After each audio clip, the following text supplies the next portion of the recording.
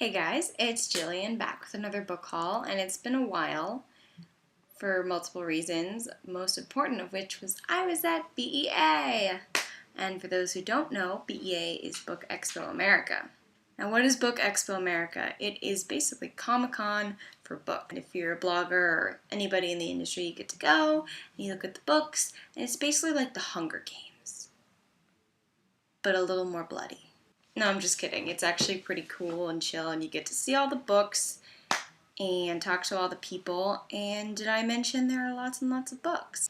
So I haven't counted up my BEA haul, but I did get somewhere around 40 or 50 books. So my BEA haul is going to be a little bit different. I'm not just going to stand here and talk about every single book I got, because that would take half an hour. I'm going to do top 10 books that I got at BEA. Show off the cream of the crop. One of the books I was most excited to get at BEA was Talon by Julie Kagawa. I must be like the only YA blogger out there who's never read a single Julie Kagawa, mostly because fae don't interest me that much, but dragons certainly do. So I wanted to get my hands on this so I could find out once and for all if Julie Kagawa and I are meant to be.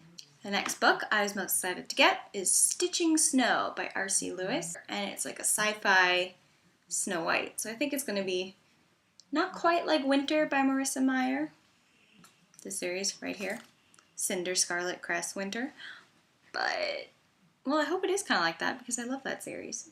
Number 3, Lies We Tell Ourselves by Robin Talley. It's set in Virginia in the 1959. In a high school, it's being desegregated, meaning they're integrating blacks with whites, and it's told from the point of view of a black girl and a white girl who start to fall in love. It's like diversity squared, and I needed it in my life.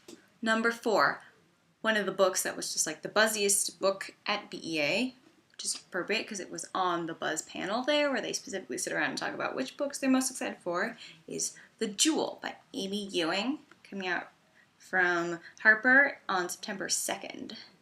And yes, it looks a bit like a Selection Redux, and as you may or may not know, the Selection and I are not the best of friends, but I am very much intrigued by this one, and I just had to have it because it had a pretty dress on the cover, and I'm powerless in the face of a pretty dress cover. Number 5, Salt and Storm by Kendall Culper. It is a fantasy, I think set in Victorian times, yes, on an island in the Atlantic, and it's all about like witches who control the weather and are seafaring witches basically. So they like do spells for captains who are sailing. But they had me at witches, let's be honest. Number 6, Exquisite Captive by Heather Demetrios. It's a fantasy about genies. When it was put out at the end of one of the panels, everybody like lunged like it was the water and the medicine at the cornucopia, and we had PETA dying in a cave somewhere and we needed to get it. And I got it. I saved PETA. Number 7, Mortal Heart by Robin Lefevers. Fevers? However you say her awesome last name. This is the 3rd book in the His Fair Assassin series, which is kick-ass historical fantasy about assassin nuns. And I don't know why you wouldn't want to read about assassin nuns.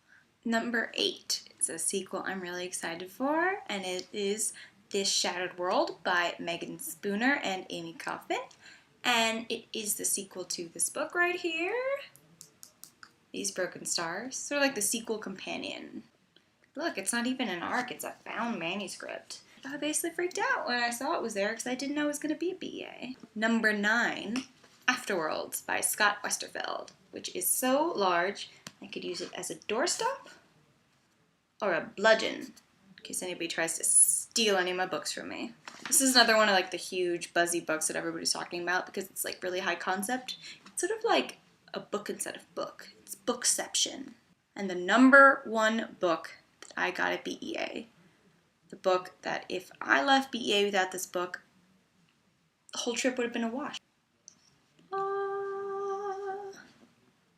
Airfire by Sarah J. Maas. My bookmark just fell out of it because, yes, I did start it. This is the 3rd book in the Throne of Glass series, and it also can be used as a weapon because it's also huge, thank God, because I need as many pages in this series as possible. I'm really scared of this book because I'm scared of Sarah J. Maas now. Sarah J. Maas? Ooh, I learned. I did meet her.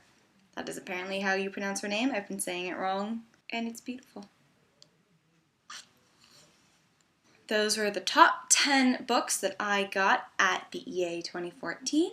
The rest of my haul will be listed below. Thanks for watching. Is it just me or are the book stacks starting to lean?